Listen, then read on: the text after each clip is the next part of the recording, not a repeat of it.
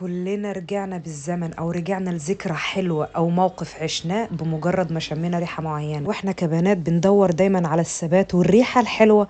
وطبعا اهم من كل ده السعر، هندفع كام؟ جلوريفاي حققت كل المزايا دي في بادي سبلاش واحد بس بروايح مختلفة. تقدري تتنقلي في اي حتة انت عايزاها او تعيشي ذكرى انت حابة انك ترجعيها تاني. وطبعا هم ما نسيوش وهم بيعملوا لك الريحة اللي انت تحبيها، يحافظوا على جسمك والبشرة الحساسة علشان بيترش على الجسم مباشرة. انا جربت جلوريفاي بادي سبلاش بتركيز عطور عالمية خامات اوروبية، مش هتندمي انت وهي. واضمن لك ثبات ما يقلش عن البراندات العالمية اللي بتدفعي فيها 41,000 يا مجنونة انت وهي. خدت منهم مجموعة ولسه في مجموعة تانية لازم اجربها بعد الروايح اللي انا شميتها دي، لانهم اثبتوا انهم مميزين بجد.